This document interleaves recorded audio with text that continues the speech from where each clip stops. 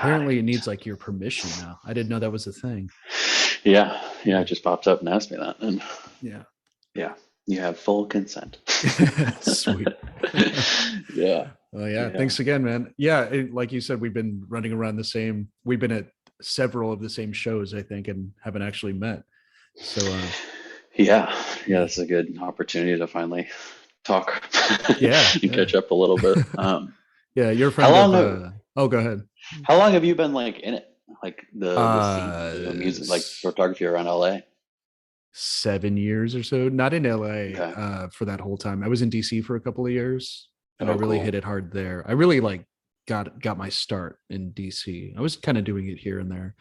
Hmm. Um, 2013, 2014 in LA, Pomona, and then I moved to Nice. DC and just started shooting around and then brought it back here when I moved back in Yeah. 2016, 2017. Yeah. Very cool. How about Yeah. you? I mean, in terms of just like photography at shows, maybe like 4 years, 4 or 5 years. It's kind of blurry to me. I kind of like got into it. It felt like I got into it on accident. Mm. How's that? um, so my background's obviously like working in television. Mm. Obviously more in video. I like went to film school and Mm. made like a lot of music videos coming out of college just for like friends and stuff. And that's sort of how I started in LA, was making music videos for just like friends and bands and stuff. Um, and then fell off of even that for a while. And then eventually it just was like, well, I mean, I haven't done anything like personally creative in a long time, and I was seeking it out a little bit more. Mm. So like went and bought a camera and a lens, and then just started like doing photography, and I wanted to like make little videos. I was gonna like, I remember posting on Instagram being like, are y'all cool if I just delete all my personal stuff and just like turn this into like a creative page? um, and I started with that of just like kind of, I was kind of tapped into that like LA photographer scene, that like hashtag discover LA, hashtag Mm. conquer LA, like those kind of things.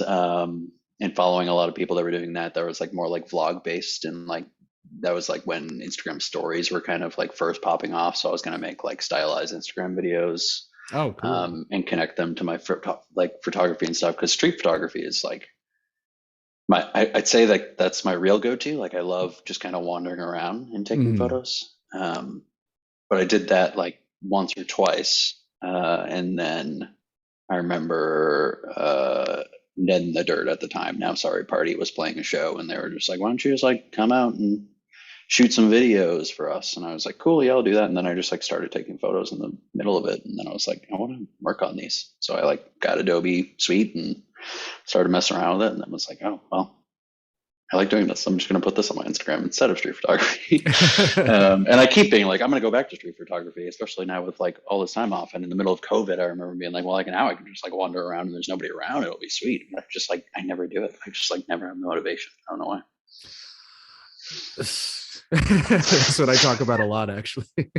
Yeah, Yeah, it's exactly. that like you want to be motivated, and you have all these ideas, and you're like, oh, I'll just wake up and go and walk down the street and see what I can get, and then just that day doesn't come for Yeah, whatever reason. yeah. It's actually been like a major point of conversation in my therapy recently of Mm. like, like I worked in my job like consistently with like no time off for like 6 years straight, maybe like 5 years straight.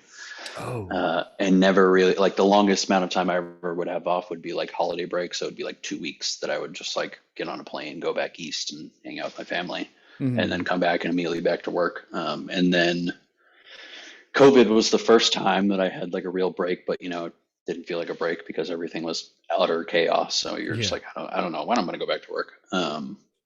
And then I actually had like a real vacation, like last year for like Mm. 6 to 8 weeks. Whoa. And I was like, and now I've had like a couple more moments of having like some time off. And it's like, every time it happens now, I'm like, I don't know what to do with myself because A, the world is weird. B, my brain is just like hardwired to constantly like be productive, but I Mm. can't get the motivation to like be productive. So I Yeah. just like sit around all day and like beat up on myself and be like, why aren't you doing anything, you lazy piece of shit?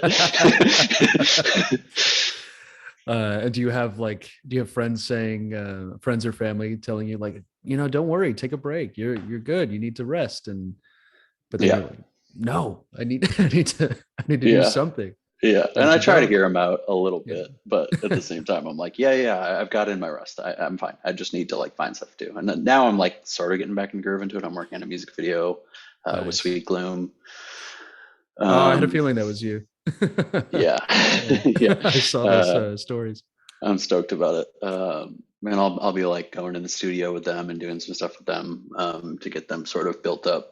So I'm stoked about that. But then yeah, I'm just kind of like finding stuff around the house because I'm on vacation technically right now, just like in between shows. So Mhm. just like building furniture and doing whatever to fill my time. Damn, you baking Yeah. bread too? No, not yet. No. uh, I did that. I did that like twice. And I got over that real quick. I didn't get a starter going. I made just like Yeah, quick bread. that's And awesome. yeah, got a drone. You ever fly a Oh, drone? cool. No, Yeah, no, I it's the haven't. coolest thing ever. Oh, I bet I could like Yeah. spend so many hours just doing that. Oh yeah. 4K camera, like just a mini camera on the front, but does 4K video pretty well. And I Hell don't know, yeah. get a camera that can fly, right? It's amazing.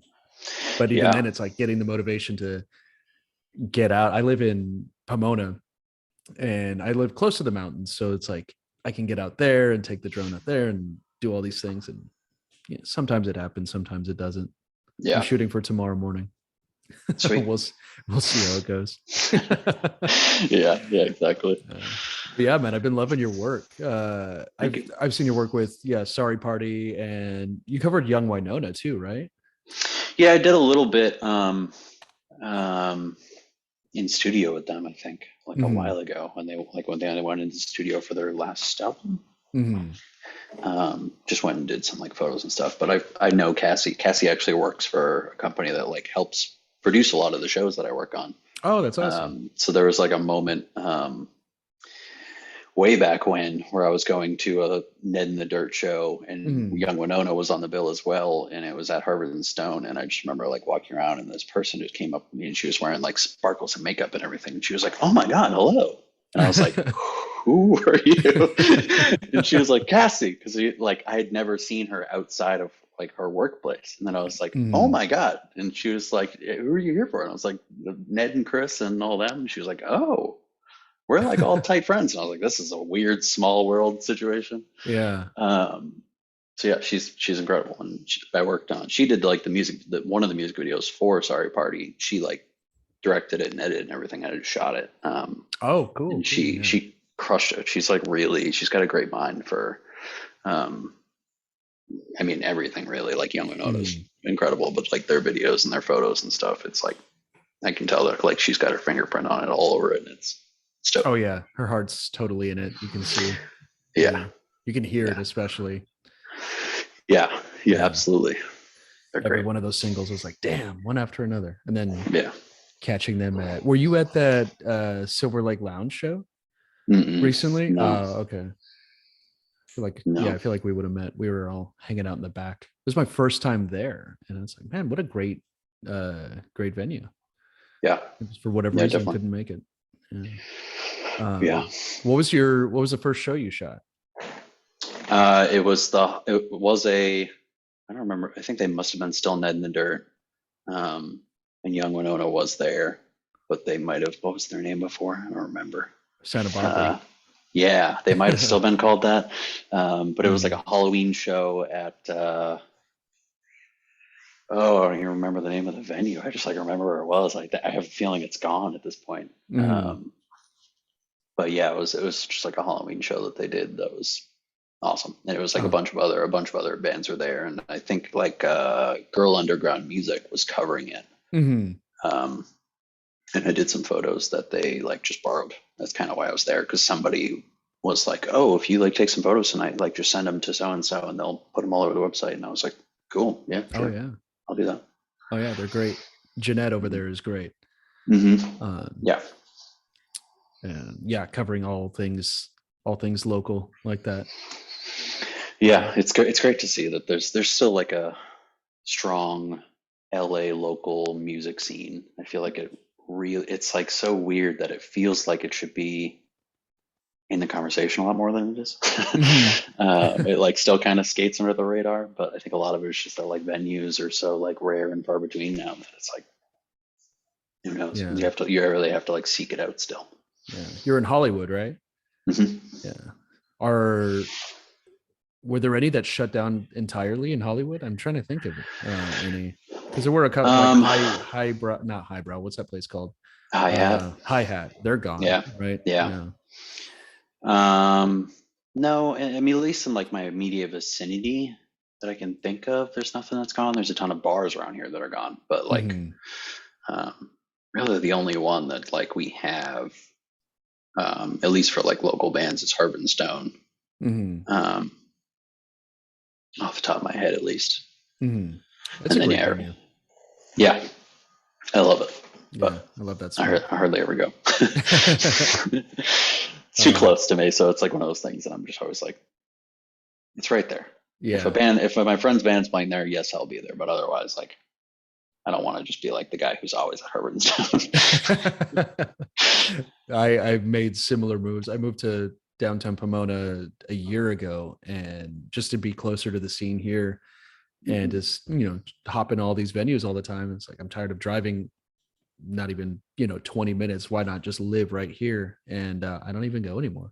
I go when there's some shows sometimes, and like I don't know, haven't been too great about it, but yeah, part of that whole being productive thing. And how many shows have you shot since like the pandemic? I've shot a few. I'd say probably 10. Oh, great. Yeah, cool. Since things started reopening and all that. Yeah. And then been to a few more that I didn't shoot. But yeah, I've been trying to keep busy. I've only done one this year. It's already February. I feel like I'm falling behind. Yeah. I have not really been shooting that much. It's like a weird mixture of like the productivity thing, and then also just like, I mean, I'm already only for like doing photos at shows that like my friends are inviting me to, being like, hey, we're playing a show, can you please come out? And I'm like, yeah, sure, that sounds great, because I just want to go hang. Yeah. You're not going to, so you're not doing like just like random shows, reaching out to people, hey, I want to cover your show. Blah, blah, no, blah. And I mean that's sort of like, I always sort of feel bad when I'm like talking to other like music photographers, because I'm like, it's a hobby for me. Like other people are like, really, I'm never trying to like impede on it, and I feel like I feel like an intruder to an extent of just being like, I'm just doing this for fun. Like if anybody were to ever even try to pay me, I'd be like, no, don't worry about it, I don't care, I'm just throwing stuff up. But then that's when, if they're like, I'm trying to pay you, then I'll be like, yeah, you should call Justin. Because like I don't want to do, I like, even with like music videos and stuff that I do, if somebody were to come to me with like a whole storyboard and everything, be like, this is what I'm gonna do, I'd be like, no, not for me, sorry. I'm much more of just like, I want to just be hanging with you guys, and do photos and like hang out and have fun. And I'm kind of like, part of it is like, if you pay me, then like I have to be doing the style that you tell me to do. Right. You're on the clock. So if I like, so part of it is that I'm like, well, if there's no stakes, then I can like do whatever I want and sort of mess with it however I want. But the other part of it is just that like, it really is just a hobby. I just like doing it for fun. And it's like, there's a like division between my work, which is television, and music, which is my passion. Like I really like, when I was younger and in high school, I was like, I'm gonna be in music, I'm gonna work in music, I'm gonna be a musician, like this is what I love. But then like started making movies and stuff with friends, and I was like, I love this too. And then eventually that like was what I went to school for. And it like, I could slowly feel it becoming like a more of a career path. And it makes you look at it differently. So music, I eventually was just like, well, let's just keep that a passion. Let's not taint that with like, like having with to like, exactly. And like people giving you salaries and, all the sort of direction. inner workings of it, because we all know the music industry is sort of just like, ugh. So, So yeah, being in it, I would be like, oh man, this is miserable. yeah, and it's just one more thing to tack on to, daily life, nightly Yeah. life, all that. Yeah, and I love to sleep early. So like, when a friend is like, "Hey, we could use some photos of the show," I'm like, "What time do you go on? Because I'm gonna be in bed by like 9." That's funny. Jeanette from Girl Underground and I were talking about that recently, that how late is the show? Like, where is it? All right. Yeah, we'll make it. And then turn right back around, we went to Silver Lake Lounge, had a drink after, called it a night. We're like, yeah, we're not gonna Yeah, we can hang it out for a little bit, takes a but lot. it's like, I don't know, everything. I feel like, COVID really took the wind out of the sails, in so many ways. And it's hard to get it back. But then it makes me think, oh, maybe this is the way it's supposed to be. Maybe we're not supposed to be going to shows every night. Maybe it's not good for our health overall. It's true. Yeah, yeah, Having drinks every night and staying up late, getting 4 to 6 hours of sleep. And yeah. I work early mornings, so I try not to do that. That's why I moved to Pomona, so I could just walk home, stumble home, and be fine, more or less fine. Yeah, smart. Yeah, because it's exhausting. Like, I don't know how like all my friends that are in bands do it, but like they're built like workhorses, which is like the reason they can do it. They're just like so dedicated. Awesome, but like they really have to like bust their ass, and like touring is exhausting, dude. Chris is a madman. Dude, he's already so much energy, like so much like positive energy, and he produces stuff with it. Like, things are created from that. It's amazing. Yeah, he has such a great sort of mind for the industry and for music in general and all of it. Like, he's insane. He's incredible at everything that he does, really.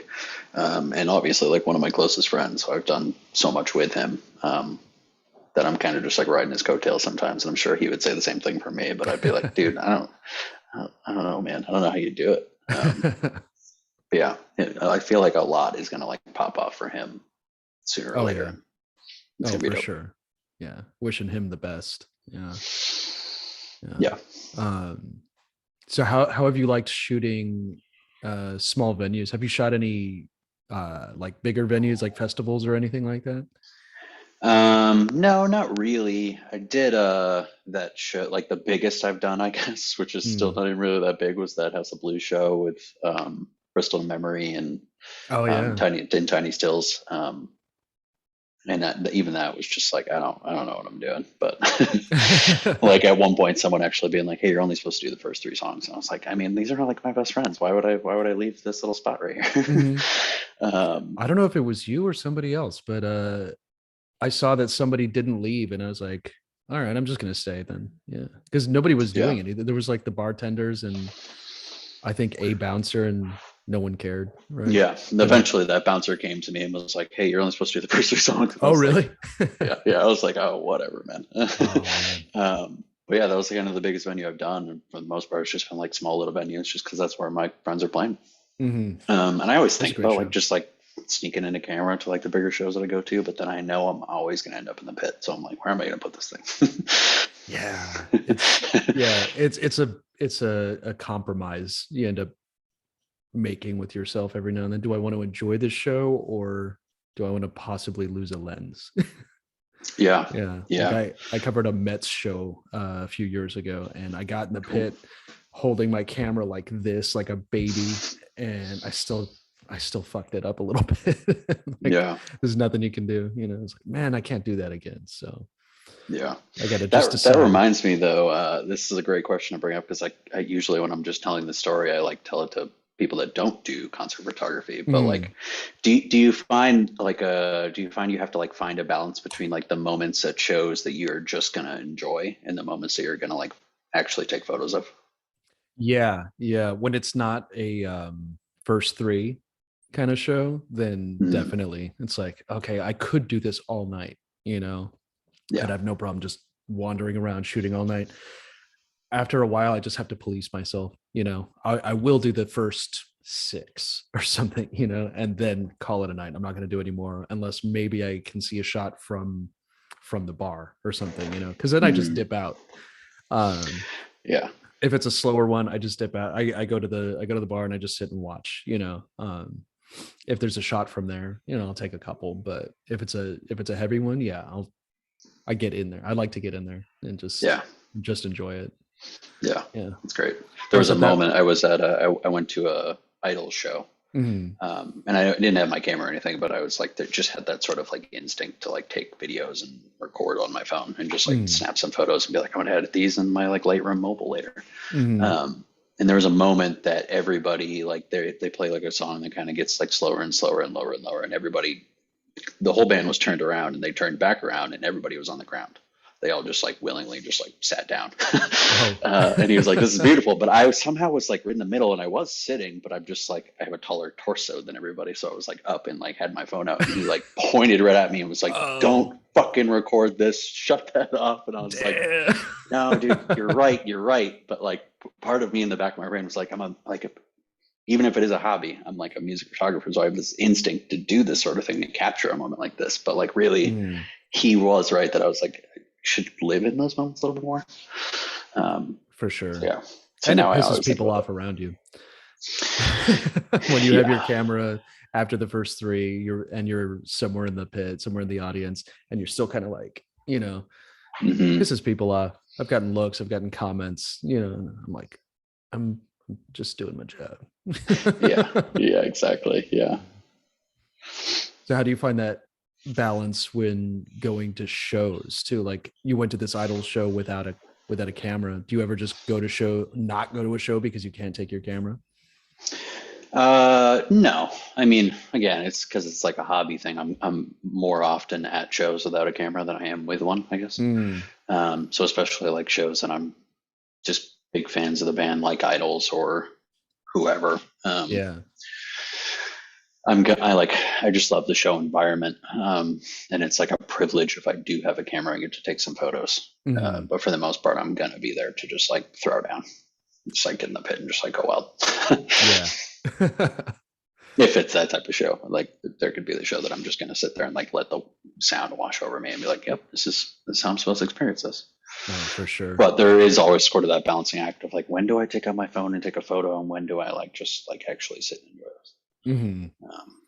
I had to catch myself with I went to see Def Club and Hong Kong Fuck You and a band called Graf Orlock, these guys at the Smell. And first off, it felt so weird because this was my first show at the Smell, and covering it.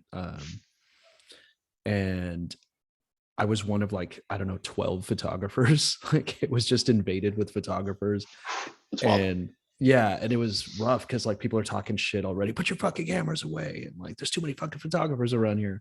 Then I realized the guy saying that has a camera and he's from this other band that plays with these guys. And he's just making a scene and talking shit, making us all look bad, just like for fun. And it was the same balance of like, I got my shots. I'm not even paying attention anymore because I'm still shooting. And I'm like, fuck, all right, this guy's getting in the audience and I'm just like, still trying to get a shot. I'm like, all right, put it down, enjoy the show while this guy just yells at people in the audience. It's good. Yeah, that's awesome. Yeah. Oh yeah. It's a great venue. Yeah, I haven't been there. It's really cool. My first time there, it's an institution in LA, like so many others, and it's just been around forever. Great venue.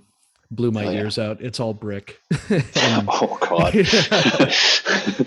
I didn't know that. And of course I didn't wear headphones or earbuds or anything. Do you wear earbuds? Do you protect I those do ears? now. Yeah. Somewhere along the way, a friend of mine was just like, dude, please put these in. Because, us like photographers are always ending up like right next to the speaker and just like ignoring it just to like get the shot. Yeah. And it's good to have friends that will notice that and be like, I'm up here and obviously protecting my ears. You're in even a worse spot and you should do it too. Now I do. Yeah. Right in front of the PA. Yeah. Yeah, I mean, I was going to so many shows, like heavy hardcore shows, never wearing them in the pit, and then eventually I was just like, I'm gonna eventually lose my hearing if I don't do this. So I'm gonna go to more shows because I just like to take photos. Then yeah, Mhm. I should do something about this.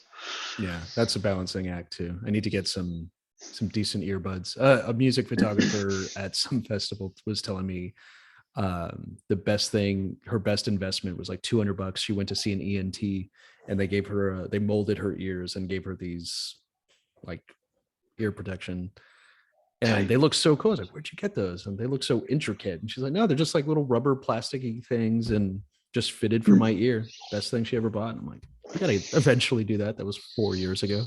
To get around to that. Yeah, I hear that. You know who needs to do that is Apple.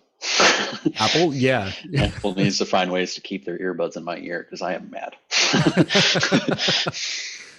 Well, did you see the thing? I don't know if it had to be fake, right? But they reintroduced cables to the AirPods that clip onto it so you don't lose them. And I'm like, okay, so we're right back to square one. Yeah, I've actually been like researching like ways to keep them in my ears because I bought the newer ones, the like Generation 3 or whatever. And as soon as I got them, I put them in. Like it had all the, like the lossless audio and like the whatever they call it, the like surround sound audio. And I was like, this sounds incredible. But as soon as you like, I move my jaw at all, they just like fly up. Yeah, they're awful. So I started doing tons of research, but it was like I got them the weekend they came out, and nobody had made anything to like keep them in your ear. And then it was just like, oh yeah, there's these little hooks that you can get, and I was like, this is all the old stuff that like we're trying to get away from. Can't you just build them so they fit in my fucking ear? Yeah, yeah. I have these like off-brand, what are they? JLab, and they're great, but they shift. They don't fall out of your ear, but they shift, and it's enough to change the sound, and you're constantly adjusting them. It's a dance. Yeah. So who was the first what was the first concert you ever went to? You've been going since you were a kid? Yeah, I guess you could say it's such a funny question. My first show that I ever went to, I must have been like 12 or 13.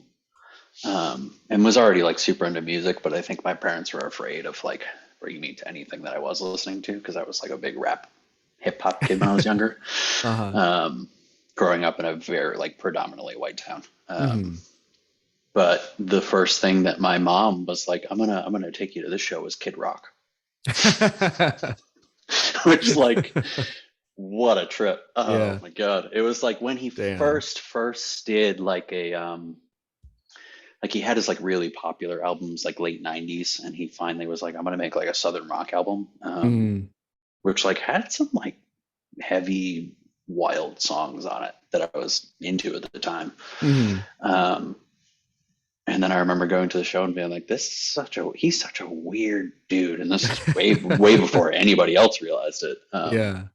But I mean, the dude played every instrument on the stage and put on Did he really? Oh. Yeah, put on a wild show. My mom got us tickets that were like the top of the arena, and she used to go to tons of shows, but she's like more of like a country music fan, so she was going to like a ton of those like big venues like Kenny Chesney at Gillette Stadium sort of thing. But she's an absolute pro at getting better seats for free. So I like went with her and then like one of my other friends, and she snuck us down like right next to the stage, and she was so stoked that she like got us these seats because she could tell that we were having a great time. So like for the rest of the week, she was like telling our friends like, yeah, we were close enough to see the sweat stripping off of like the strippers. Because of course he had strippers on stripper poles just on his stage. Yeah, I've never been to one of his. I do not. Yeah, no, I don't recommend it. Especially now. After that last video came out as not a joke, I was like, okay, so this is where we're at with Kid Rock. Okay. It's like it's weird to think about, right? Like in the 90s, he was like the new Vanilla Ice, but like he was marketing himself better. So now it's so bizarre to picture that person is like the biggest Trumper nut job in like the music industry. It's like, what? Where did you come from? I think even Papa Roach toned it down a bit over the years. Oh my God, they just got roasted eventually. So, what happened? I mean, I just remember seeing like a ton of their stuff on like Twitter that people were just like roasting them for being shitbags. Oh yeah. And people were just like, come on, guys. So I think eventually they had to be like, okay, everybody hates us. Man, all these bands are getting so much heat politically. It's so funny. Well, they're in like the public eye too many different ways. Yeah. Which is good. Like I don't want shitbags in the music industry at all. It's great. Weed them out, but at the same time, like, no, you can get in trouble for anything you said fucking 20 years ago. So yeah, it's a little rough. It's a little I don't know, unreasonable. Unless they still hold those views. Apparently Trapped is still in that. Like they're one of those bands that just won't shut the fuck up. Yeah. Yeah. It's like, oh great, keep talking. I'd like to know where you are. I want to know what you're saying and where to not go. Yeah. Yeah.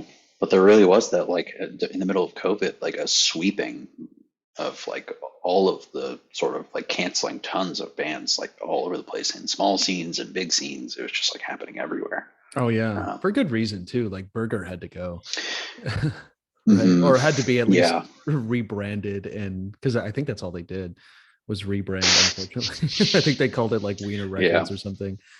And I don't know what happened to upper management, who was all complicit, but I think the heart of that label is still around. Yeah, which sucks because they had a lot of, they brought the heat. There was a lot of good stuff on that label. Yeah.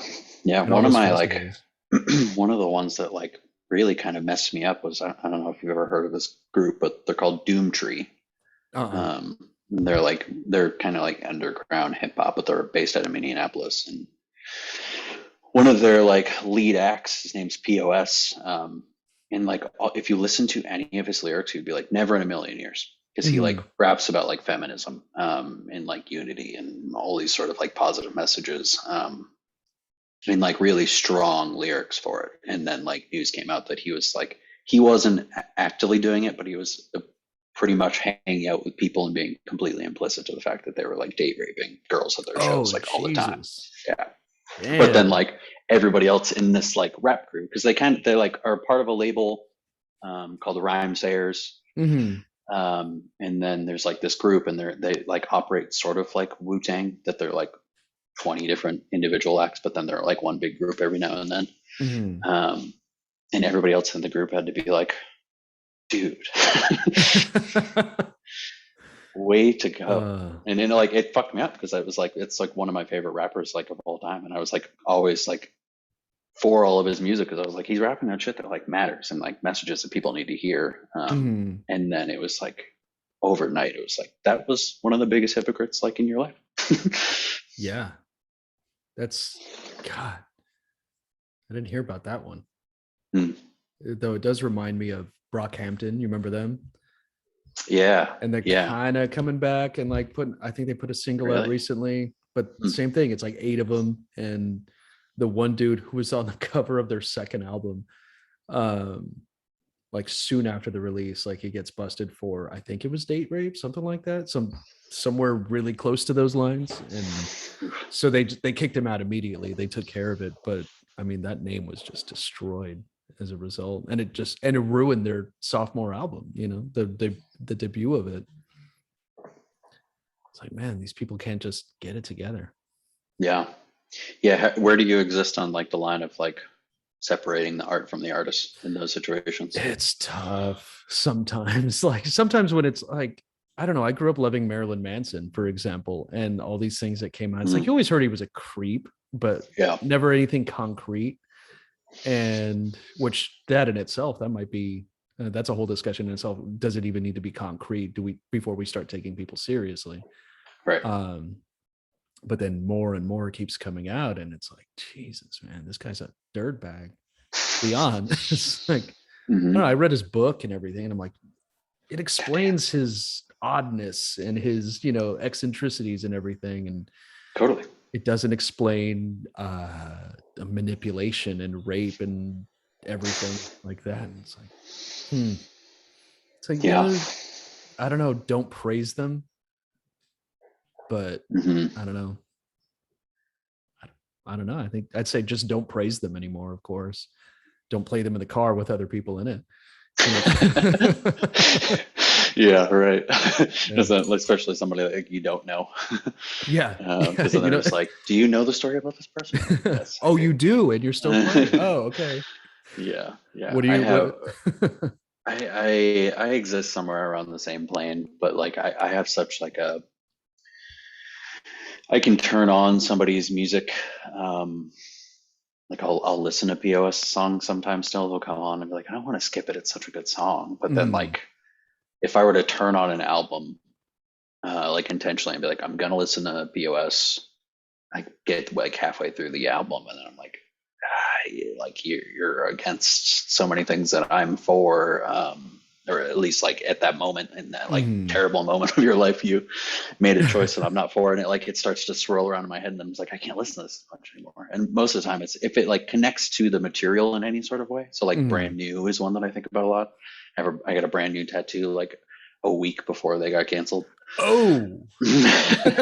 Yeah, yeah. So that's one of the ones that I constantly think about. But like brand new, like I got the tattoo because like so many other songs and albums, like I feel like formulated a lot of my opinions on music and like a lot of it's my like teenage years. Hmm. uh, that like now I turn it on, and I'm like it still matters a lot to me. The material that's here that they created still means so much and it's like still incredible music, but like I do the same thing that I like get halfway through an album and I'm just like thinking about all these women that were preyed upon by these singers. And I'm just like I can't like fully like I want to be able to enjoy someone's music and forget that they're shitbags, but it's Hmm. just like my brain doesn't allow it. So you get halfway through the album before it starts to fall apart.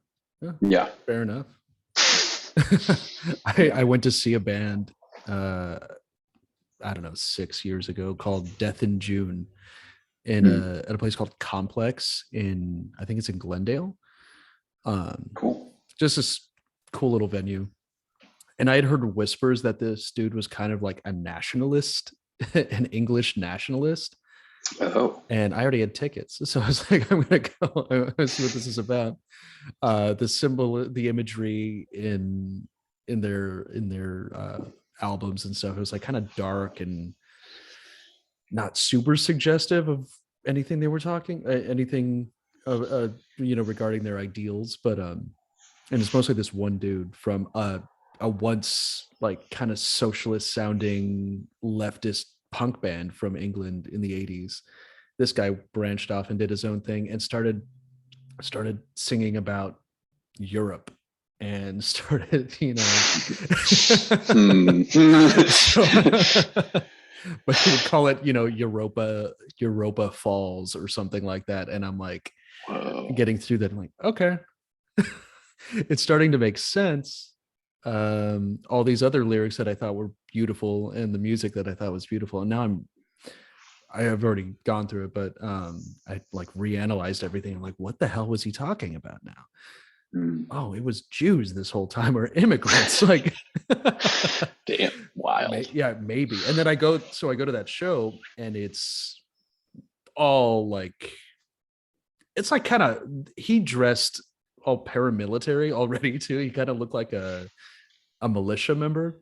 Hmm. And he wears this mask but it's kind of like theatrical. It could be anything. But then I see Oh. his crowd and I'm like, okay, interesting. And I see like the one dude who's like the darkest dude in there, right? Like a few shades, like where I'm like, okay, hey, it's just us two in here. Uh, what do you think about all this, all these Hmm. rumors that this guy's an ultra nationalist and all that? And he's like, well, we won. Like, I guess that's a good point. Yeah. Yeah, Yeah. yeah. So, That's a scary way to look at it. I yeah. mean, I wouldn't say that they're gone by me, but yeah. Yeah. So it's hard because they put out this one solid album and I'll always go back to it, and it's not super suggestive of anything like that, but the rest of it kind of is. I went Hmm. back listening to the rest of the albums and I'm like, okay, this is a little too close. Yeah. Yeah, Yeah. it's kind of wild. I'm picturing. Have you ever seen the movie Green Room? Yes. I'm picturing like that in Glendale. It's a weird thing to think about. Yeah, it wasn't that far, luckily. Whoa. Yeah, Yeah, that was a great movie. It's I love that movie. It is I ask wild. all my musician friends, hey, any stories like that? Yeah, I can imagine. Mhm. Probably plenty. I've heard a couple that were not, yeah, so gruesome, but just some funny ones where they run into these people that are, where are y'all from? That kind of Hmm. hitting the road in the middle of the desert in Arizona somewhere, and there's like an SS flag on somebody's trailer, and they're like, oh, okay, we can't go too far or too close to this area, but these guys are playing some mean guitar, like, so they're peeking through the bushes and like, who are these guys? They're so fucking good. Nope, Nazi flag, Confederate Yep. flag. can't go hang out with those guys. No, no. I mean, you could just have like a really weird night, but I don't know if you're gonna enjoy it. um, uh, that's when Green Room like does play up essentially. yeah. Have you been on? Have you gone on tour with anybody for like doing photos? Just once, yeah. To Mexico. Oh, rad. Yeah, with this band called Black Dog Prowl. They've since gone through a major lineup change and restructured and did all these things, and Mm. that was really fun. Kind of disastrous. A lot of shit went wrong, but nothing deadly, nothing too dramatic. Yeah, Um, that's sort of the nature of touring. I feel like it's everything that can go wrong will go wrong. oh yeah, the whole thing. Our motto for that week was hashtag Mexico, because like just everything in Mexico went wrong. Hmm. The guitarist, a friend of all of our, well, the guitarist of the band, friend of mine, he started getting pissed. He's like, stop saying hashtag Mexico. I'm from this country. This is my country. He's like, you're pissing me off. So everybody just started going whenever something went wrong. So like their Yeah. fixer couldn't get them as many gigs as he had promised. It was supposed to be a 2-week tour, with like, I don't know, 4 shows each week. They played 2 the first week, and then I had to leave, so I only got to see cover 2 shows out of 4.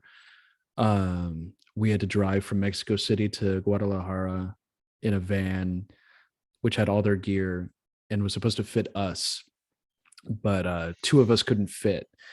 So the driver was like, we're like, we'll squish in with the gear. It's 3 hours. We'll be fine. Like, we need to get to this gig. And he's like, no, either everybody comes with me and you leave some gear, or figure it out, but I'm leaving. This is my job, is to get this gear to the gig. So we're like, okay, great. So we all stay behind with some of the gear. We end up sitting at a coffee shop for 8 hours. These guys were really nice to us and like gave us coffee and stuff. And we were finally able to figure it out. And we get there like right on time for the show that nobody showed up to. And it was it was like a weekend festival. No one showed up. It was bizarre. Oh Yeah. man. So they played to an almost empty room. And it was just like a bust. And we ended up just, I don't know, one thing after one toilet between 6 guys. Yeah, Hmm. eating authentic Mexican food. And Oh boy. yeah, it was so funny. Just a revolving door. And Yeah, yeah. but fun, overall fun. The That's the fixer wild was a thing cool about guy. tours. Mhm. Yeah. It's just that like you're out there and you're like, God, this is miserable. At the same time, I'm having like so much fun because I'm not Yeah, like living a normal life. yeah. It's like Everything is there's bizarre, nowhere. so it's like we're having to like figure it out on the fly, and it's Shakes insane. things up. Yeah, Yeah, yeah. I you've get done why it. bands love it. Well, so I mean, I've gone like in terms of like musically and like doing Mm. photos. I went out on like one day with Sorry Party when they like were doing Arizona, and I shot their music video for the Don't Let Me Die. Mm. Um, and that was sort of like it wasn't hectic in any sort of way, but it was just sort of like you're in a van Yeah. with a bunch of dudes, just like smelly, sort of the vibes of a tour. But before I moved to LA, officially, I used to work for a nonprofit as a public speaker, and I actually toured that way.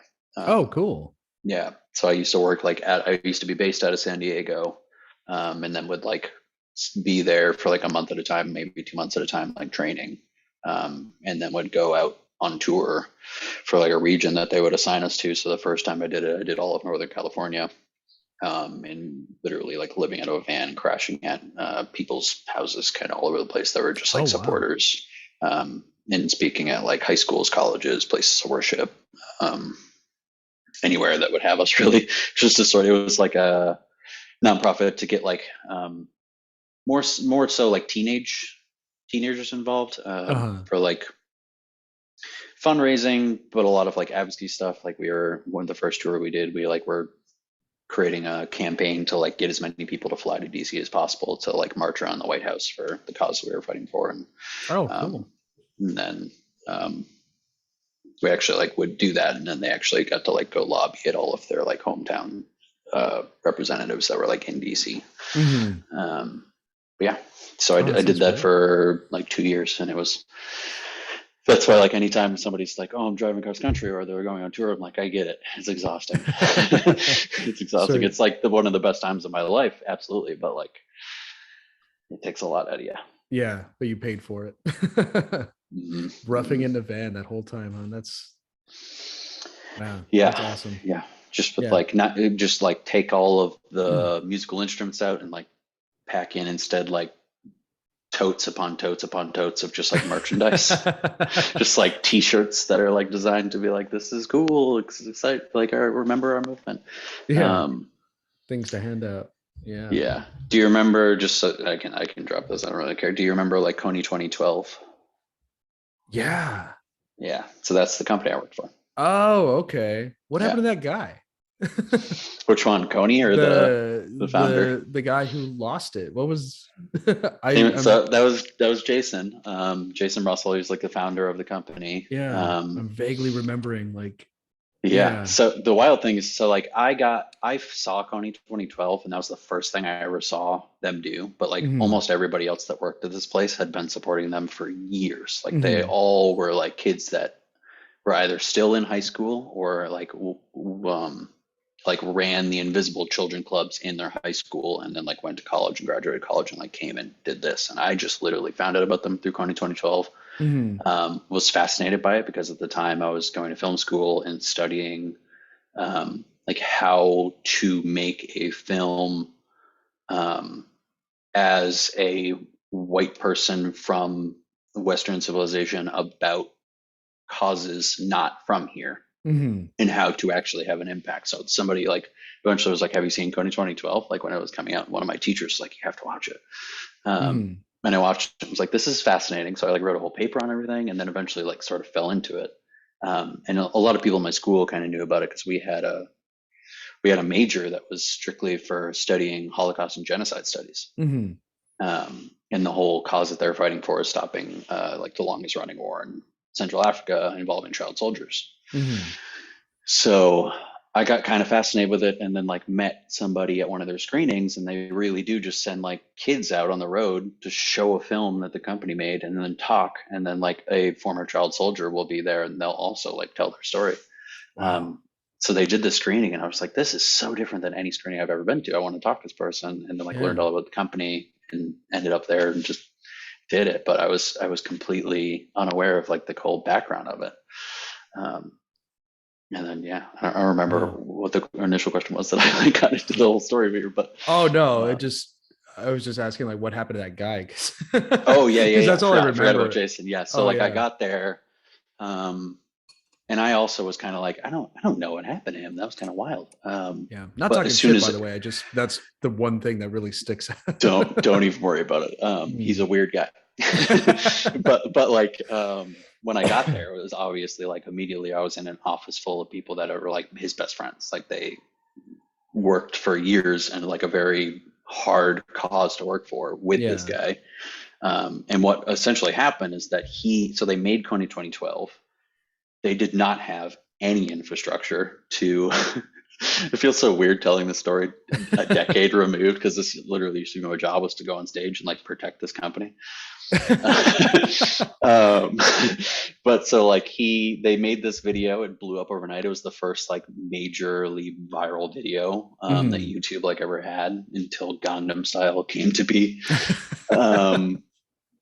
And then it was like they were on the news every night, and he was feeling like he had to be the voice for this cause. So he was literally like red eyeing every single night, like back and forth between LA and New York, to be like on Good Morning America, and then like NBC in LA, and just kind of all over the place, back and forth, back and forth. And he wasn't sleeping, and everybody at the company just kept being like, dude, you need to sleep, you need to chill. And then one night he just like had a mental breakdown, and ended up out on the streets of San Diego, and literally was like punching the pavement naked. I heard he was on drugs. I mean, wow. I can't say for sure. Yeah. Ever, like, No, but I heard it was just like, him, but I heard it was just like a drug binge or something, like not lack of sleep from admirable dedication to this cause. Yeah, 100%. But then like the thing that sucked is that like I wanted to be there to learn about this type of filmmaking, and then like fight for this cause as well. And then I was out on the street, and it was literally like auditoriums full of kids watching the films, listening to us talk. And then like maybe 12 of them would be part of the Invisible Children group. So they would be like really excited to have us there. But then like the rest of the school were like, what about that guy that like lost his mind on the street and like got naked and something? And I'd be like, okay. And it just turned into that. That's all I was talking about the whole time. Just being like, fuck. That's what I heard about the whole cause. Like that really derailed it. Because that's all anybody like me could remember about what happened. And sadly, like, it was because he was, is it sick to admire that kind of dedication? I don't know. Obviously, that's not healthy. That, that's not something to emulate ever. But I don't know. I mean, I got to give it to him. Like, hey, you tried. That's great that you felt the need to sacrifice yourself for this. Yeah. And I mean, the wild thing was like I was still in the office. I hadn't gone on tour yet when he like came back to work. And he came back and did it for a few more years. It was just because it was like, I mean, he obviously like had to take plenty of time off, do some rehab. But as soon as he came back, he was just like right back into it. He just has like the reason I say he's weird is because he just has like one of those personalities just like constantly on. And it's just like a brilliant creative mind, but sometimes people are just like, you need to chill, dude. And he didn't. But he did an incredible thing. Like after Coney 2012, they had the reason it really kind of like disappeared is that like the world was unaware that they weren't a scam. People just the news cycle, because it's always just chasing the exciting story, was literally just like, here's this viral video, isn't it so cool? They're creating a great cause. Oh my God, controversy in this company. And then it's gone. Because the next story was literally like, they're still going, they're still fighting for this cause. He has come back. They're still doing this thing. They're still sending people on the road, but like nobody cares about that story. That's not exciting. It doesn't make like a cool headline. That's so depressing. So tons of people didn't know about it, but then at the same time, the thing that was so hard for me being on tour was I feel like I was literally seeing, you see it like deeply engraved in like Gen Z now, and I don't hold it against them in any sort of regard, but like apathy just sort of like rooted into every single person. And I could literally see that like happening at schools, being like, do any of you actually give a shit about this? Or like, if you give a shit about it, are you going to give a shit in like another week? And the answer is no, they don't. They're going to move on to something else if they cared. And even that's a task to get them to give a shit. Oh yeah. Perfect example of that. Do you remember the whole Darfur crisis? When how old are you? 32. 32. Oh, okay. We were in high school, right? At the time. And I remember everybody being dedicated to it. Like it got my high school going, and everybody was, a lot of people didn't give a shit, but like a lot of people were curious. There was a club that was formed around it to like put eyes on it and everything. And I don't know, there was less apathy back then. I feel I totally get what you're saying there. Yeah, I mean, I feel like when I talk about this, it sounds like kind of self-righteous, but there was something about like that time, about 2012, where like seeing Coney 2012 and a ton of other stuff that was happening on the internet, it's sort of, I kept looking at it being like, I think we're hitting that point of learning that the internet can be used in different ways. mhm. And we were starting to tip towards like using it the right way. And then the like just sort of inner like what really makes the internet started to like bubble up. And then everybody was just like, oh, but actually I could just like make a trendy video that everybody loves today and get Yeah. immediate satisfaction, and then not have to worry about it the next day and just move on and constantly just have that sort of like hit of dopamine over and over Yeah. and over. And this is incredible. But it really like there was a period there where it was like a good like 2-year window where it was like people might be becoming an empathetic like nation because we have this way to connect with everybody around the Right. world. We can actually help people immediately that are in like incredibly different situations than us, Mhm. because we now can hear their stories, we can hear their voices. Yeah, the And world then got that much smaller. yeah, and then Gangnam Style came out. Yeah. And it was just like, oh right, we don't give a fuck about anything. Yeah. Not even Korea, just the video. Yeah. Right. I mean, I kind of want to blame it on Vine in that case, because I think that's when that came out too. Speaking Yeah. of quick fixes and dopamine releases. Did you see what was that movie? Not The Social Dilemma? Yes. Yeah. Oh man. I kind of wanted to Yeah. just end it all right there after I saw that movie, man. For real. It's like, Yeah. You where just we've want to been in delete this everything. whole time. Yeah, I didn't, but I wanted to. Right. Yeah. I think that Well, counts for something. Yeah. Yeah. Our sort of background, it's like we can't. Yeah, we need it for Gotta work. give up everything. Yeah. Well, you probably need it more than I do, but still, I need it I was for going to say you might being able to need do it fun. more. Oh yeah, true. All Yeah. this stuff I might need it for, but Yeah, you're mass media, dude. You need this. yeah. Yeah. But Not by great choice.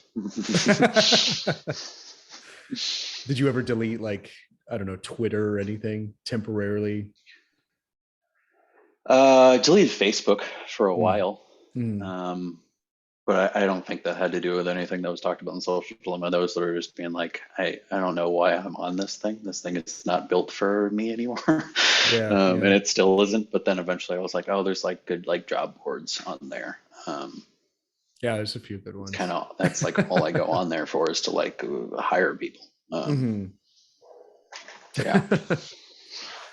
Yeah, I still don't want to unplug entirely. I kind of like this idea of the metaverse too.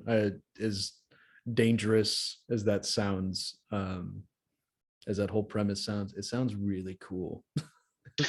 It's broad potential, Yeah, I have. It's funny. I like just this week, I feel like I saw a little bit more of it because I've been hearing about it, but like the idea behind that's cool. But I also remember playing Second Life like 12 years ago. And then somebody showed me, I don't know if it was real or not, but somebody showed me footage of the metaverse and I was like, this looks like shit. Yeah, it's not really there yet. Yeah. Yeah, like I like when people were talking about the metaverse, I was picturing like hyper realistic graphics and like VR setups and just being like, oh, I can just like do stuff and like it's like all those like super sci-fi movies where you see people just like moving stuff around and wearing glasses and stuff and being like, oh, this is cool. But then no, it just looks like an old Wii game. Yeah. I was like, I don't want to do that. Yeah. But the idea behind it is incredible. Like I that's where we should probably be going, at least technology wise. But I like the idea. I got scared though. I was thinking like if people say it got really into the hyper realistic world, say wasn't there a Matrix video game that was like just part of that had the Unreal Engine with the most insane graphics you've ever seen? You can barely tell it's not real. Oh, when we I didn't. I've heard about it. I didn't know that was a thing though, and I'm gonna try it after this, I think. Oh yeah.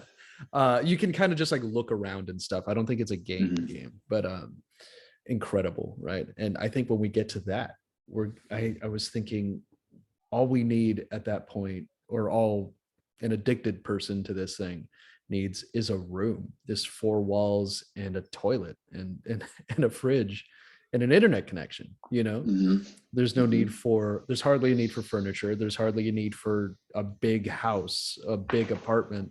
All you need is a room, and you spend all your time in this thing. Yeah. Yeah. How frightening. Yeah, Yeah. because That's. it'll give you Oof. greater freedom than the real world, right? Like you can go anywhere, Mhm. ideally, unless they start charging, I don't know, metaverse plane tickets and everything like that. But Oh, yeah, I mean, which, that's inevitable, right? Like the microtransactions seeping into your real life. yeah, I My God. think it'd be No. overall pretty cool. I liked Ready Player One a lot, as dystopic as it was really neat. Never Yeah. saw it, but No. Oh. I like the idea behind it. Like, freaks, like the whole. I don't know if this is a conversation, a completely different conversation that will kind Mm. of derail us here, but the whole like hyper fetishizing of like nostalgia like turns me Mm. off immediately. Oh yeah. I just am so bothered by it. Like I just saw the news that there's going to be a that how there was that 70s show. Mm. They're doing that 90s show, and I'm Oh like, god. God, can we just like move on? Yeah. Like I That don't 80s need to show didn't even relive. work. No, Right? exactly. It ended Yeah, pretty quickly. yeah. That But yeah, 90s all show. of the sort of like all the like the new Space Jam movie that was just like, let's just put everything into it possible that everybody will just be like, yeah, great, like fucking everything that I loved when I was 12 years old. It's like, no, dude, I don't Yeah. want. I get it, like it's fun. Like I love to watch like a Marvel movie and be like, oh my god, there's so many cool things in here that I can call out with my friends and whatnot. But Mm. like at the same time, like please do new things if you're going to use this old material. Like, Yeah, add to it, right? Like right, don't just right, sit on the, like don't rest on your laurels from 30 plus years ago, you know. yeah, Keep it going. yeah. Add to it. Yeah. I Which I'm agree sure 100%. like Ready Player One does that to an extent. And I just like as soon as I saw Yeah. like a trailer for it, that's when I was like, I'm good. Because like I'm sure if I watched it, I'd be like, oh, okay, they like have some cool, unique things in here that's like fun. But It was a big, like it was a big Easter egg hunt mm. for nerds, right? For like video game nerds, for really just video game nerds. Yeah, because there's just anything you can spot, just all the smallest things. The book was great about it. They really did their research on the smallest glitches in a video game, where like they needed somebody's expertise in the book or the movie, in the story. And they're like, oh yeah, in the old Zelda or something older than Zelda, if you end up in this dark room and you make, two lefts and an up, you hit a key or you find a key or something. And it's like only two people ever found the key, and they Whoa. found that person to talk about it. And fascinating, but That's cool. nostalgia porn for sure. With a good story behind it. I thought it was neat. That's good. But nostalgia porn, yeah. There's 2000s nights now in bars. Have you seen that? Oh my God, no. That Not is yet. no. I mean, I've seen like the like Britney versus Gaga sort of Yeah, thing, but yeah. no, never just like straight advertises like remember early 2000s. That sounds wild. Mhm. Yeah, it's really upsetting because we barely had 90s nights. Like 80s clubs popped up everywhere, right? Yeah. 90s nights kind of did. And now it's just, yeah, it's Justin Bieber versus Kesha or whatever. And okay. Yeah, and what a weird time to sort of celebrate, right? To Yeah, sort of be yeah. like, remember like when 9/11 was still fresh in your mind? And like the Yeah. impending like housing collapse was also like coming up. I remember those times. Like, no, I don't want to. That was an uncertain time. Yeah. Hmm. I remember, yeah, after 9/11, military recruiters like all the time in the school. Oh my God. Yeah. And I wasn't expecting that frequency of them, Mm-hmm. and then everything was just weird. The music sucked, and Yeah, that's so true. I can't like remember anything great that I was listening to in the early 2000s. I mean, yeah. I guess I was like deep into the emo scene, but like looking back on it, a lot of those bands I'm now like, eh. So no emo cruise for you? No, no, not really. Yeah, I mean, like I love a good emo band, but like a lot, it was like few and far between for them to like really be able to stay around and like adapt to Mm. making like real music eventually. um, like I always think like what my like favorite band in high school was probably Chiodos. Chiodos, man, I remember that name. Yeah. Yeah. If you like listen to him, you'd be like, I remember this. Uh-huh. Craig Owens, the lead singer, with like a really high pitched voice and like just like heavy hardcore, but like beautiful like harmonies. But it was like their music was great then, and then they tried to make new stuff, and it was like, okay, what are you doing? There's like maybe 3 bands that like I still listen to from then that have like carried on into like modern times, I guess you can call it. Who are the other That 2? are still. Or is that I one? mean, Chiodos is one of the ones that didn't work out. I mean, really, like any band that I have tattooed on me, or like a band that I like has stuck around in my brain. I guess Manchester Orchestra was around then, and they're one I like. That's my all-time favorite band. And they've definitely like grown and adapted and come up with like beautiful ways of doing production on all their albums, and still crushing it. And then my other like all-time favorite band was Every Time I Die, which like now they just broke up, right? yeah. So it's like because they started 97, I think. Wow. Yeah. So incredible run. But like, did you see anything about how they broke up? No, I heard it was kind of dramatic though. Yeah. It was wild to watch like play out.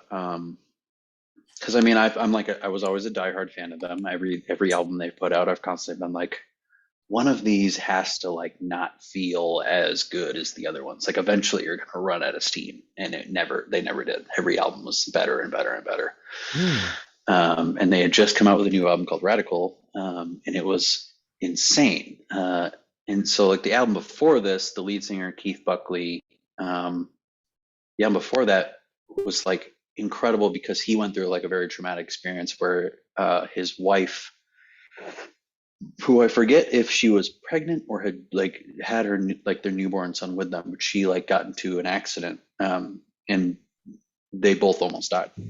Oh. So he wrote the entire album like going through this traumatic experience of like almost losing his entire family, and it like fucked him up. But he had always kind of like dealt with like a addiction, and